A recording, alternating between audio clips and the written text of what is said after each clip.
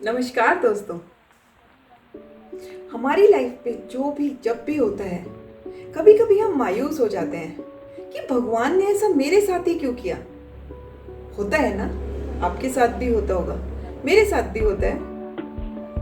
हमें लगता है कि मैंने तो कुछ गलत नहीं किया था, फिर भी भगवान ने मेरे साथ ऐसा क्यों किया। लेकिन भगवान ने हम सबके लिए कुछ ना कुछ अच्छा सोच के रखा होता है। और शायद मेरी आज की कहानी सुनने के बाद आपको लगेगा कि हाँ, ये सच है। दोस्तों, एक बार की बात है, एक बहुत अमीर आदमी आराम से अपनी जिंदगी बिता रहा था। वो कभी किसी का बुरा नहीं करता था और सब उसके साथ अच्छा चल रहा था। उसे लगा क्यों ना कुछ समय अपने साथ बिताया जाए।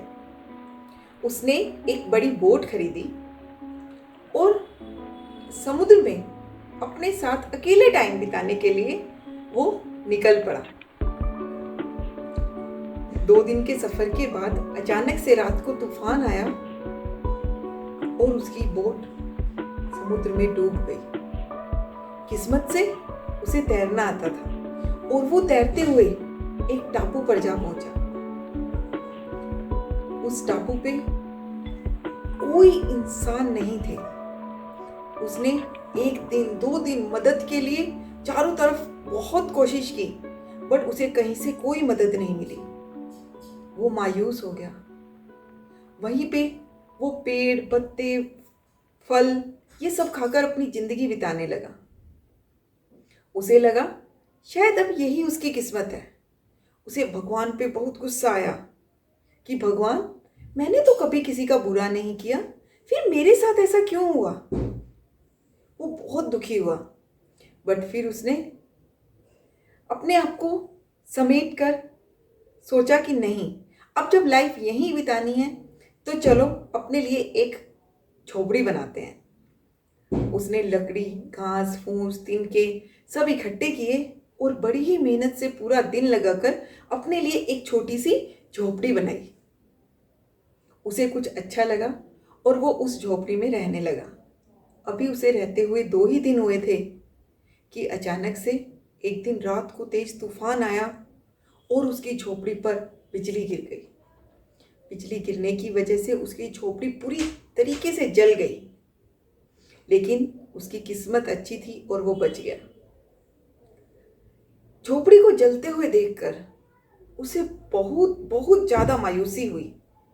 उसे लगा कि अब जब मैंने अपनी सिचुएशन से समझौता कर लिया था, उसके बाद भी भगवान ने मेरे साथ ऐसा क्यों किया। एक के बाद एक सारी मुसीबतें भगवान ने मुझे क्यों दी।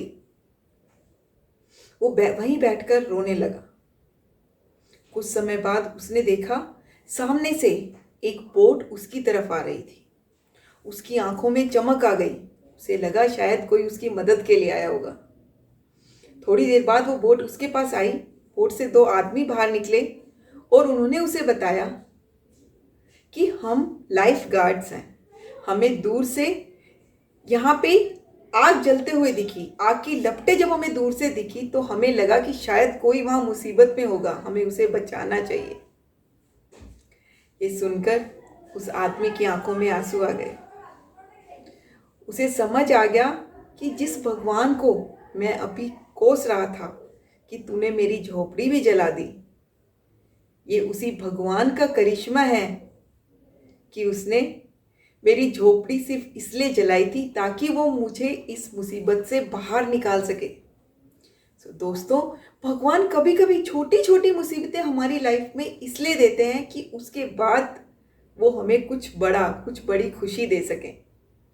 तो अपनी लाइफ में आने वाली अटकलों से, मुसीबतों से कभी भी घबराएं ना। भगवान पर विश्वास रखें और उसके बाद आने वाली खुशियों के लिए तैयार रहें। अपने आप को कभी भी मायूस ना करें। धन्यवाद दोस्तों।